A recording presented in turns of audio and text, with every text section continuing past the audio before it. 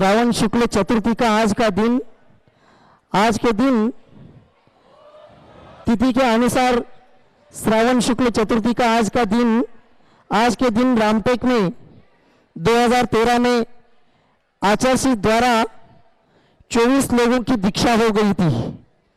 Date था 10 अगस्त 2013। हम तो हमारे जीवन में ये डेट कभी भूल नहीं सकते। परम पूज्य मुनिश्री निस्वार्थ सागर जी, निर्भद सागर जी, निसर्ग सागर जी अभी विनम्र सागर महाराज जी के संग में खजुराहो में विराजमान है। निर्दोष सागर जी, निर्लोभ सागर जी, निरोपम सागर जी बासोदा में चौमासा कर रहे हैं। मुनिश्री निरोग सागर जी, निर्मोद सागर जी, निष्पक्ष सागर जी, नीरज सागर जी, निस्संग सागर जी, निष्काम सागर जी, मुनिश्री निर्व्यापक श्रमण संभव सागर जी महाराज जी के संग में खुरई में चौमासा कर रहे हैं। निष्पूर्ण सागर जी, निश्चल सागर जी, निराग सागर जी, निर्मल सागर जी देवेंद्र नगर में अभी चौमासा कर रहे हैं। निरापद सागर जी, निराकुल सागर जी राहतगढ़ में चौमासा कर रहे हैं। निरीय सागर जी मड़वारा, निष्कंप सागर जी मुनिश्री निर्व्यापक श्रमण समता सागर महाराज जी के संग में बेगमगंज में चौमासा कर रहे। निस्सिम सागर जी मुनिश्री निर्व्यापक श्रमण योग सागर महाराज जी के संग में नागपुर में चौमासा कर रहे हैं। निकलंक सागर जी समाधिस्थ परम पूज्य मुनिश्री निरामय सागर महाराज जी अपने बीच में विराजमान है। ऐसे सभी महाराजों की दीक्षाएं 24 दीक्षाएं रामटेक में हो गई। इन सभी महाराजों के चरणों में अपन त्रिवार नमस्तु करते हैं। आज के दिन यहाँ शास्त्र भेंट करने के लिए निमंत्रित करते हैं श्रीमती कमल कन्हैयालाल शाह, धवल, प्रियंका, वर्धमान, सौ नीलिमा, सौ मृण्मयी, बारामती निवासी। इन्होंने 11,11,111 रुपए का वात्सल्य कलश की आज के दिन स्वीकृति दी है। वे आए और आचार्य जी को शास्त्र भेंट करें। जय नारायण।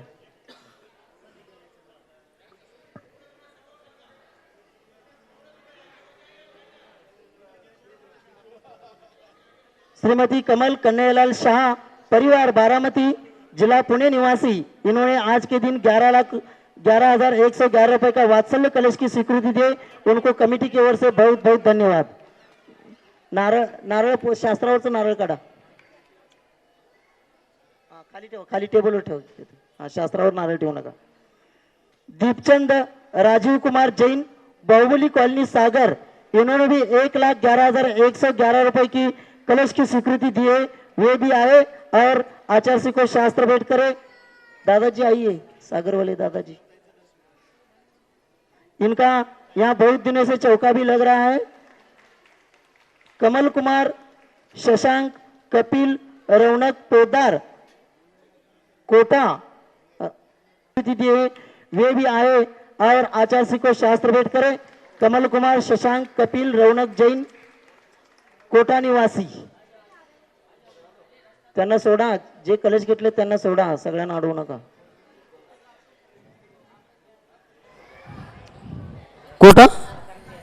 कोटावाले आइए। विनोद कुमार ललिता जैन गंगवाल, राजकुमार जी रतन देवी जैन कोडरमा निवासी झारखंड से आए हैं। इन्होंने एक हथकरघी की मशीन की स्वीकृति दी है। वे भी आए और आचार्य के चरणों में श्रीफल अर्पण करके आशीर्वाद प्राप्त करें। वासंती देवी, बंसीलाल जी, हेमावत परिवार पातुर। इन्होंने भी हथकरघा का एक मशीन की दान स्वीकृति दी है। वे भी आए और आचार्य के चरणों में श्रीफल अर्पण करके आशीर्वाद प्राप्त करें। सौ जयश्री रमेश जी घोड़के, नेहा संदीप जी घोड़के परिवार भुसावल। इन्होंने भी एक हथकरघा मशीन की दान स्वीकृति दी है। वे भी आए और आचार्य के चरणों में श्रीफल अर्पण करके आशीर्वाद प्राप्त करें। नारायण तिकडे नारायण। श्रीमती ज्योति रविंद्र सोनटक्के, पुसद निवासी। इन्होंने भी आज के दिन यहाँ हथकरघा का एक मशीन की दान स्वीकृति दी है। वे भी आए और आचार्य के चरणों में श्रीफल अर्पण करके आशीर्वाद प्राप्त करें। रविंद्र चलो इतने लोग नहीं आना, एक एक लोग, दो दो लोग आना केवल परिवार के। चलो चलो पूजन प्रारंभ कर रहे हैं, आप अपने अपने स्थान पर बैठेंगे सभी लोग। रवींद्र अनुकुणच नाव आहे का? पूजन पूजन प्रारंभ करा। चलो इतने सारे लोग नहीं आना, जयपुर से भी कुछ श्रावक आए, वो भी वहीं से जाए, वहीं से श्रीफल अर्पण करके आशीर्वाद प्राप्त करेंगे।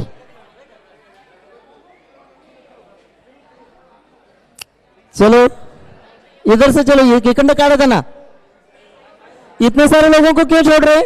एवढ्या लोकांना का सोडा लागलाय तिथून? विपुल भैया लोकांना सोडू नका, फक्त कलेशवाल्याने तेवढं सोडा, हे बाकीचे एवढे का घुसले लोक? एवढं तिथनं लोक सोडू नका।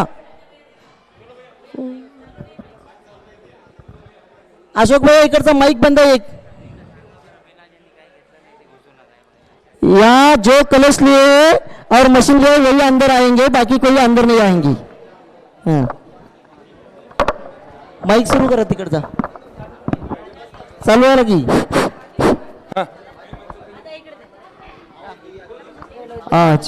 चालू करा। हेलो, चलो अब विद्यासागर जी के चरणों में हम झुका रहे अपना माथा, जिनके जीवन की हर चर्या बन पड़ी स्वयं ही नवगाथा। जैनागम का वह सुधा कलश जो बिखराते हैं गली गली, जिनके दर्शन को पा करके खिलती मुरझाई हृदय कली। ओम ह्रीं श्री ओम ह्रीं परम पूज्य संत शून्य आचार्य गुरुदेव विद्यासागर जी महामनिंद्र अत्र श्रेष्ठितवाणनम् अत्र तिष्ठिष्टो स्थापनम् अत्र सन्निधो स्थापनम् सनदीकरणम्। संसारिक विषयों में पढ़कर मैंने अपने को भरमाया, इस राग द्वेष की वैतरणी से अब तक पार नहीं पाया। तब विद्या सिंधु के जलकण से भव पालुष धोने आया हूँ, आना जाना मिट जाए मेरा यह बंध काटने आया हूँ। ओम ह्रीं परम पूज्य संत शरण्याचार्य गुरुदेव विद्यासागर जी महामनिंद्राय जन्म जरा मृत्युनाशनाय जलम निरूपामिति स्वाहा। क्रोध नल में जल जल कर अपना सर्वस्व लुटाया है, निज शांत स्वरूप न जान सका जीवन भर इसे भुलाया है। चंदन सम शीतलता पाने अब शरण तुम्हारी आया हूँ, संसार ताप मिट जाए मेरा चंदन वंदन को लाया हूँ। ओम ह्रीं परम पूज्य संत शरण्याचार्य गुरुदेव विद्यासागर जी महामनिंद्राय संसार ताप विनाशनाय चंदनम निरूपामिति।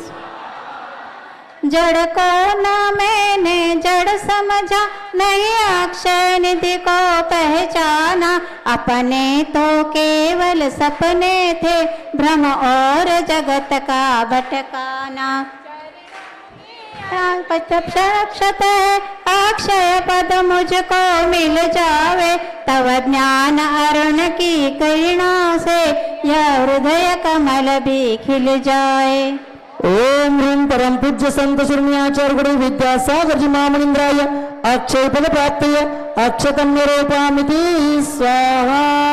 इन विषय भोग की मदिरा पी मैं बना सदा से तो आला, तृष्णा को तृप्त करे जितनी उतनी बढ़ती इच्छा ज्वाला। मैं काम भाव विध्वंस हेत मन सुमन चढ़ाने आया हूँ, यह मदन विजेता बन न सके यह भाव हृदय में लाया हूँ। ओम ह्रीं परम पूज्य संत शून्याचार्य गुरुदेव विद्यासागर जी महामनिंद्राय कामन विनाशनाय पुष्पम निरूपामिति।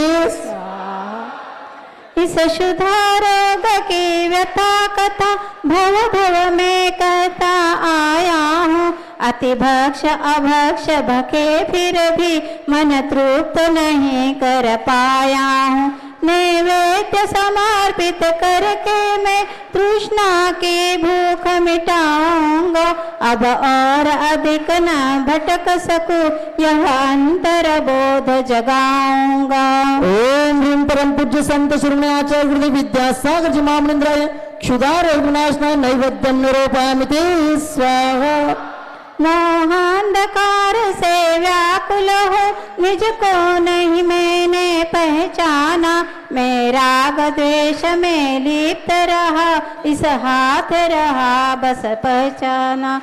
यह दीप समर्पित है मुनिवर, मेरा तम दूर भगा देना। तुम ज्ञान दीप की बाती से मम अंतर दीप जला देना। ओम ह्रीं परम पूज्य संत शिरोमणि आचार्य गुरुदेव विद्यासागर जी महामनिंद्राय क्षुधार विनाशनाय नैवेद्यं मोहंधकार विनाशनाय दीपं निरूपयामि स्वाहा। इन अशुभ कर्म ने घेरा है, मैंने अब तक यह माना था। बस पाप कर्म तज पुण्य कर्म को चाह रहा अपनाना था। यह अशुभ कर्म सब रिपुदल है, मैं इन्हें जलाने आया हूँ। इसलिए तव चरणों में अब धूप चढ़ाने आया हूँ। ओम ह्रीं परम पूज्य संत शिरोमणि आचार्य गुरुदेव विद्यासागर जी महामनिंद्राय अष्टकर्मणाय धूपं निरूपयामि स्वाहा। भोगों को इतना भोगा कि खुद को ही भोग बना डाला। साध्य और साधक का अंतर मैंने आज मिटा डाला।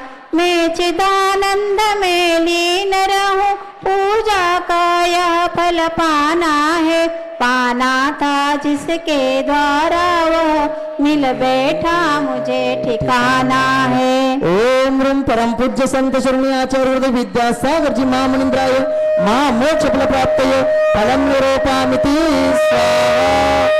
जग के वैभव को पाकर मैं निश दिन कैसा अलमस्त रहा। चारों गतियों की ठोकर को खाने में ही अभ्यस्त रहा। मैं हूँ स्वतंत्र ज्ञाता दृष्टा, मेरा पर से क्या नाता है। कैसे अनर्घ्य पद पा जाऊं, यह अरुण भावना भाता है। ओम ह्रीं परम पूज्य संत शिरोमणि आचार्य गुरुदेव विद्यासागर जी महामनिंद्राय अनर्घ्य प्राप्ति अर्घ्यं निरूपयामि स्वाहा। भावों की निर्मल सरिता में आवाहन करने आया हूँ। मेरा सारा दुख दर्द हरो, यह अर्घ्य बेटने लाया हूँ। हे तपो मूर्ति हे आराधक, हे योगीश्वर हे महासंत, हे अरुण कामना देख सके युग युग तक आगामी बसंत। ओम ह्रीं परम पूज्य संत शिरोमणि आचार्य गुरुदेव विद्यासागर जी महामनिंद्राय अनर्घ्य प्राप्त जयमाला पूर्णार्घ्यं निरूपयामि। नमोस्तु भगवान, नमोस्तु नमोस्तु नमोस्तु। ओम नमः सिद्धेभ्यः, ओम नमः सिद्धेभ्यः, ओम नमः सिद्धेभ्यः। अहिंसा परमो धर्म की। आचार्य गुरुवर श्री कुंद कुंद भगवान की। आचार्य गुरुवर श्री ज्ञान सागर मुनि महाराज की। रेशम का उत्पादन कैसा होता है? आज वह रेशम की साड़ियाँ वगैरह मिलती भी है और नहीं भी मिलती। उनके स्थान पर कृत्रिम रेशम बना करके उसको काम में लाया जाता है। कुछ भी हो, प्राचीन काल में इसकी परंपरा बहुत दूर तक जुड़ी हुई थी।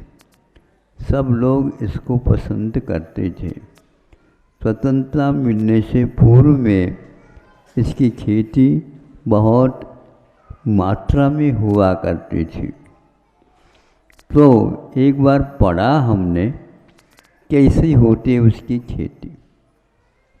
कोई बीज बोता हो फिर इसके माध्यम से जैसे कपास की उत्पत्ति होती हो उस प्रकार नहीं मानी जाती। फिर भी चीन पटवत कहा गया है।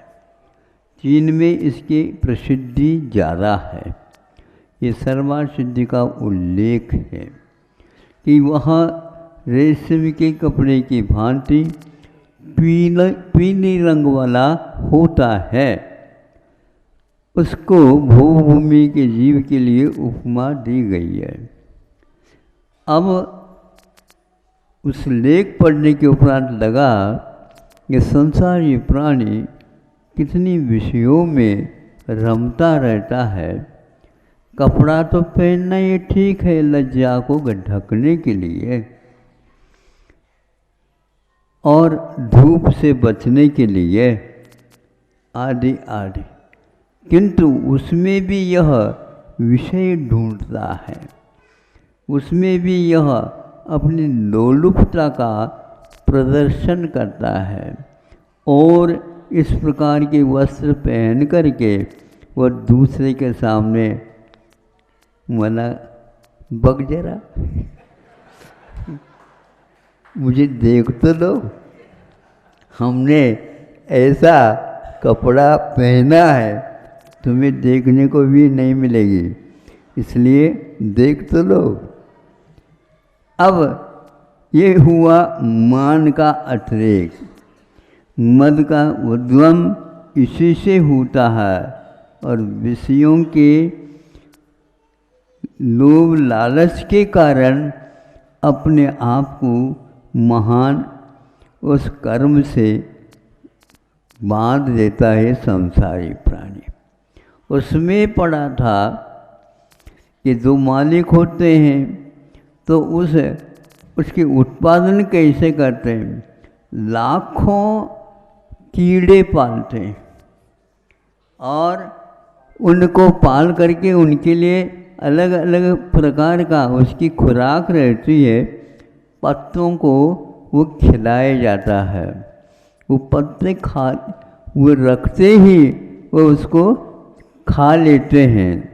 खा करके फिर इसके उपरांत उसके मुख से लार निकलती है। कौन? उन कीड़ों के मुख से। उस लार के द्वारा वह लार बाहर नहीं छोड़ता, वो लार जो है अपने आप को लपेट देता है, स्वयं के शरीर को ही लपेट देता लार के द्वारा और वह भीतर रह जाता है। इसको पूर्ण कार्य देख करके वो क्या करते हैं, उबलते हुए पानी में इन कीड़ों को डाला जाता है, तभी वह उस उबलते हुए पानी के कारण वह जो लार थी वह सूत के रूप में परिवर्तित हो करके उसको चिपकी रहती है और भीतर का कीड़ा मर जाता। एक क्रिया किए बिना वो रेशम इनको हाथ में आ ही नहीं सकता। यह इस रेशम बनने का इतिहास है। वह स्वयं उस पत्ते को खा लेता है तो ही वह मुख से लार निकाल सकता, नहीं खाता है तो नहीं, किंतु दूसरी वस्तु को वह देखना भी नहीं चाहता। उसका कितना तीव्र कर्म का उदय होगा, अपने आप की मृत्यु के लिए स्वयं कारण बन जाता।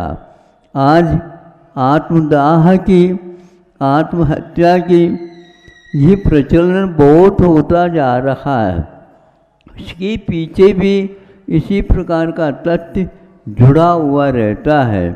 वह क्षणिक सुख के हेतु अपने आप को भी मारने के लिए तैयार होता है। यह रेशम कीड़ा एक प्रकार से पुराण ग्रंथों में इसका उल्लेख मिलता है। ऐसा नहीं कि काल्पनिक उपन्यास का वह विषय हो, नहीं, मतलब अपने आप के जीवन को अपने आप के लोभ लालच से हम लोग समाप्त कर लेते हैं। आज जितने भी कार्य हो रहे हैं वह पंचेंद्र के विषयों के साथ उसका घनिष्ठ संबंध है, जो कि हमेशा असंयम की भूमिका में उनको रख देती है। असंयम एक ऐसी मार्गना है, वह ज़्यादा दिन टिकेगी, सम्यक दर्शन के लिए भी घातक सिद्ध हो जाता है। 66 सागर काल तक वह व्यक्ति सम्यक दर्शन को पाल सकता है, लेकिन असंयम की भूमिका में पाल नहीं सकता। बीच में संयम को लेना पड़ता, तब कहीं जाकर के इतनी बड़ी लंबी आयु को पूर्ण किया जा सकता। 3-4 किस्तों में उसके वहाँ विभाजन की क्रिया होती है। मैं इसलिए कह रहा हूँ कि पंचेंद्र के विषयों का संबंध यही नहीं रहता, स्वर्गों में भी चला जाता है। स्वर्गों में भी इस प्रकार के इंद्रियों के विषयों के निमित्त वह अपने आप को आत्मदाह के रूप में स्पष्ट काम में लाता है। वह कीड़ा मर गया, उसके लार को रेशम का रूप दे दिया गया, और इस प्रकार लाखों कीड़े जब बनते हैं, सुन रहे हैं आप, तो आपके साड़ियाँ बनती हैं, आपके लिए कोसा का साफा बांधा जाता है, आपके लिए और भी रेशम के शाल वगैरह बनाए जा सकते हैं, बनाते हैं।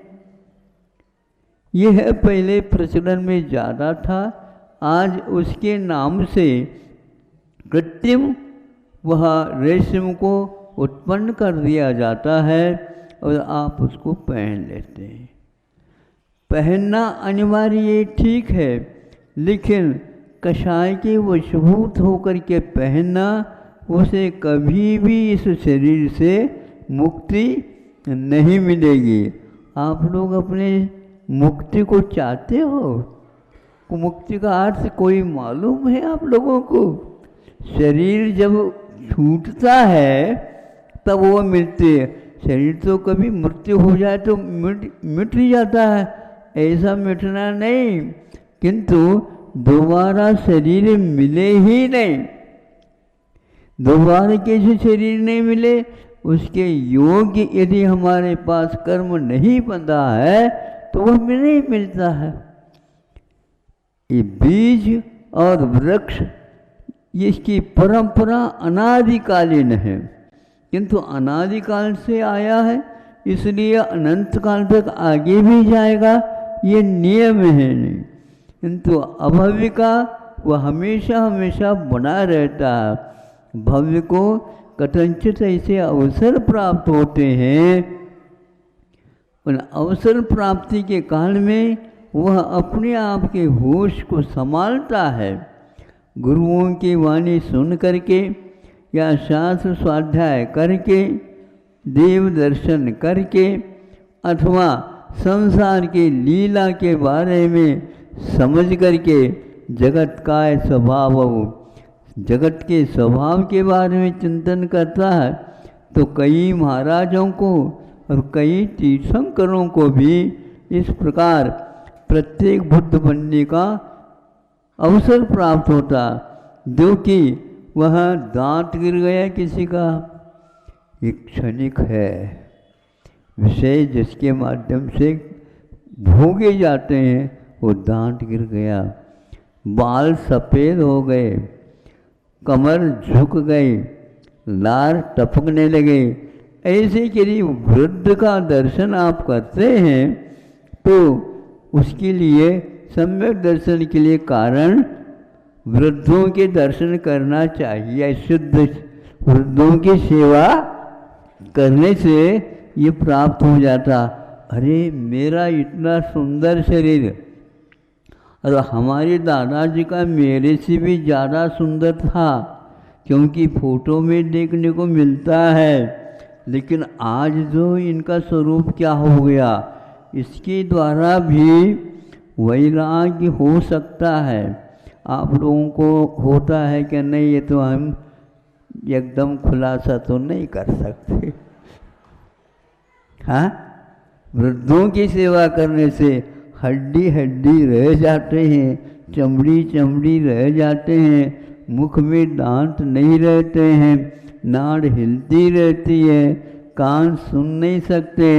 अब क्या पंचेंद्र के विषय भोगने में आते ही नहीं, फिर भी दादा की चिंता ये रहती है आगे मैं कहाँ जा रहा हूँ, वहाँ हमारे लिए सब शुभ संकेत मिलती रहे, ये इच्छा करता है तो वह निदान बंद कर लेता है।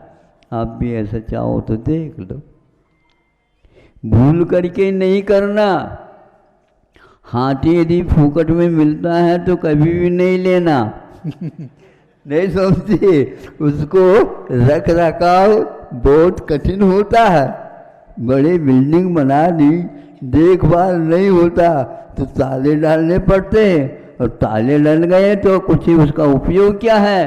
तो भूत लोग कहते हैं, भूत पिशाच, वो हम यहाँ पर रहते हैं और उसमें कोई भी जा नहीं सकता, जाएगा तो वह ऊपरी बाधा चिपक जाएगी। इसलिए बड़े भवन बनाने का विकल्प बोलो है, बहुत सारे भवन बना करके आप रखोगे, मंजिल की मंजिल बनाओगे, उसमें और कौन रहेगा, आप तो एक कमरे में रहेंगे, खाली रहेगा।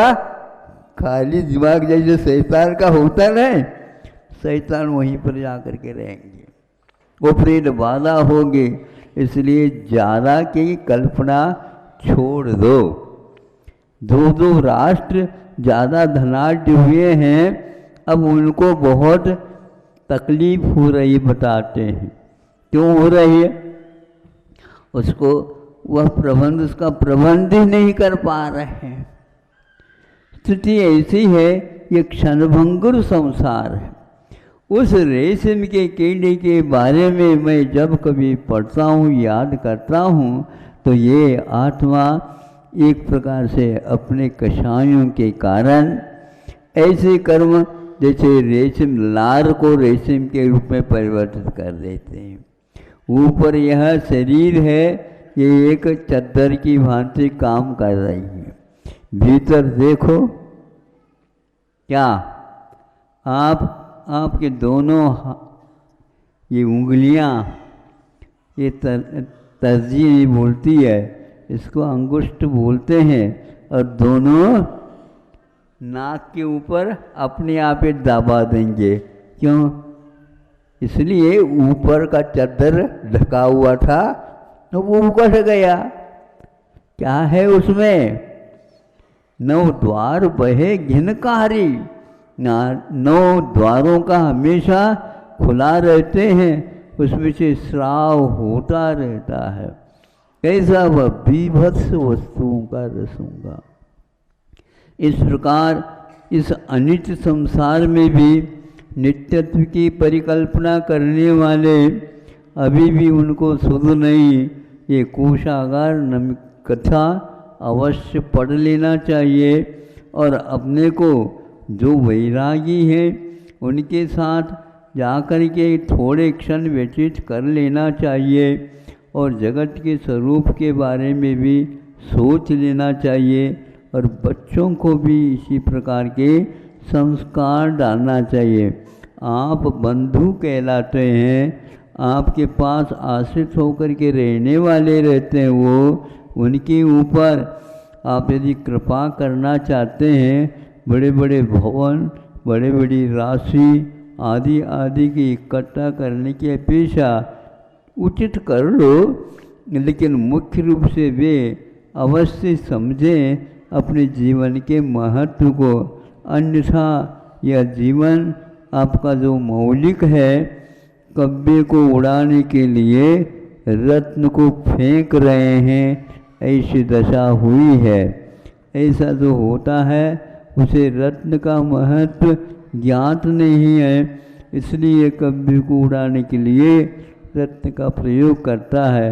ये सब उपदेश हम ही लोगों के लिए कृपा करके पूर्व के आचार्यों ने उपाध्यायों ने, ऋषियों ने अपने जीवन को निर्लिप्तता के साथ व्यतीत करते हुए साहित्य का सृजन करके दे दिया है। उन साहित्य का अवलोकन भी सुबह उठते ही अखबार का बंडल आप लोगों के पास आ जाता है, उसको तो पढ़ते हो, एक आध बार कम से कम उन स्वाध्याय का भी आप अभ्यास प्रारंभ कर दो। यह जैसे आज 10 मिनट लग गए, इसी में आप लोगों को बात समझ में आ गई, तो स्वाध्याय भी करेंगे तो अवश्य ही तत्व ज्ञान आपको हो जाएगा। हमारी रुचि तो यही है, भावना कि आप लोगों को भी तत्व अच्छा लग जाए। तत्व का अर्थ क्या है? ये अपने भाव धर्म माना जाता है। इस भाव धर्म को समझेंगे, किस वस्तु का क्या धर्म है, किस वस्तु का क्या तत्व है, किस वस्तु को हम उपयोग में ला सकते हैं, किसको नहीं ला सकते हैं, कितनी मात्रा में उसको ला सकते हैं, उसके बिना भी हमारा जीवन चल सकता है क्या नहीं, ये सब बातें समझने की हैं। खाते हो, पीते हो, सोते हो, सब कुछ क्रियाएं करते हो, किंतु वह कहाँ तक उचित हैं, कितनी मात्रा में होना चाहिए, इसका भी विवेक होना चाहिए। रात के 12 बजे सोए और दिन के 12 बजे भी 5 बार उठाना पड़े, नहीं उठे तो अब कहाँ तक दया करेंगे? और आपके उठाने के लिए ही काम करें, वो अपने घर का भी काम करें या न करें, किसी किसी को मालूम नहीं पड़ता। अभी तो 12 बजा है, 12 दिन का है क्या रात का है? बोलो, मालूम नहीं पड़ता। और आजकल सूर्य नारायण का दर्शन ही नहीं होता। क्यों? इतने बड़ी बड़ी बिल्डिंग रहते हैं और इतने बिल्डिंग रहने के कारण वहाँ पर आधा घंटे के लिए भले ही ऊपर से देखो, वो भी यूँ करने से सूर्य की धूप दिख जाए, सूर्य नारायण का दर्शन नहीं। उसके लिए रात का 12 और दिन का 12 समान रहता है। दिन में भी लाइट की आवश्यकता है, तो अब आँखों की क्या आवश्यकता? जब लाइट है तो काम दे दो। ये स्थिति हो गई है। ये अच्छा है क्या? ये विज्ञान का फल है, जो एक प्रकार से सुविधा के लिए थी, वह बहुत प्रकार के दुविधाओं से युक्त है। ये अब समझ में आ रहा है। जितना समझ में आ जाए और उसके बारे में सोच ले, समझ ले और निर्णय ले ले तो बहुत अच्छा है। वृद्धावस्था में निर्णय लेना बहुत कठिन होता है। इस समय विषयों से बच कर के निर्णय लेना भी बहुत कठिन है, फिर भी यह कार्य आपके लिए हो सकता है। बाद में पश्चाताप करने की अपेक्षा से यह ग्रंथ आदि का वाचन भी हम लोगों के लिए सुखदायी है। यही काम करें। अहिंसा परमो धर्म की जय। बोलो आचार्य भगवान विद्यासागर जी महामुनि राज जी की, समस्त आचार्य संघ की। आज दोपहर में परम पूज्य मुनिश्री निरामय सागर महाराज जी के दीक्षा दिवस के उपलक्ष्य में महाराज जी का प्रवचन हो जाए।